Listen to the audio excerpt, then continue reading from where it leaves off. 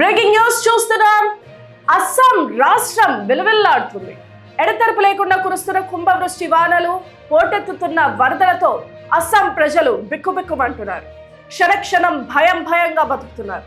భారీ వర్షాల కారణంగా ఇప్పటి వరకు 10 మంది ప్రాణాలు కోల్పోగా లక్షలాది మంది కట్టుబట్టలతో రోడ్డున పడ్డారు. ముఖ్యంగా 16 జిల్లాలు ఈ జల ప్రళయానికి అతలాకుతలమవుతున్నాయి. శివసాగర్, జోర్హాట్, దిబ్రూఘర్, కమ్రూప్ సహా 794 గ్రామాలు పూర్తిగా నీట మునిగాయి. సుమారు 3.62 లక్షల మంది ప్రజలు ప్రాణాలు అరచేతిలో పెట్టుకుని సురక్షిత ప్రాంతాలకు పరుగులు తీస్తున్నారు. వరద ఉధృతికి రోడ్లు తెగిపోయాయి. ఇళ్లల్లోకి నడుముల్లోతు నీళ్లు చేరడంతో జనజీవనం పూర్తిగా స్తంభించిపోయింది.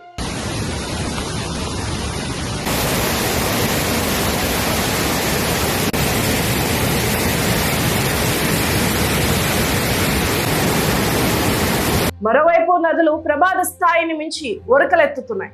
నేమతి ఘాట్ వద్ద బ్రహ్మపుత్ర, నువాలి ఘడ్ వద్ద ధన్సిరి, శివసాగర్ వద్ద దిఖవ్ నదులు ఎప్పుడు ఏ కట్ట తెంచుకుంటాయో అన్న భయం స్థానికులను వెంటాడుతుంది. ప్రభుత్వం అప్రమత్తమైన 101 సహాయక శిబిరాలను ఏర్పాటు చేసింది.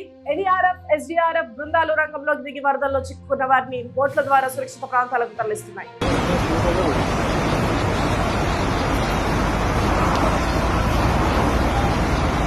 ఇక రైతుల పరిస్థితి అత్యంత దయనీయంగా మారింది. చేతికొచ్చిన పంట కళ్ల ముందే నీటి పాలు కావడంతో కన్నీరు మున్నీరవుతున్నారు.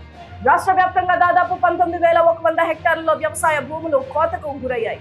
రానున్న రోజుల్లో మరిన్ని వర్షాలు కురిసే అవకాశం ఉందని వాతావరణ శాఖ అధికారులు హెచ్చరిస్తున్నారు. నదీ పరివాహకలు, లోతట్టు ప్రాంత ప్రజలు తక్షణమే సురక్షిత ప్రాంతాలకు తరలి వెళ్లాలని, అధికారుల సూచనలు తప్పక పాటించాలని ప్రభుత్వం ఆదేశాలు జారీ చేసింది.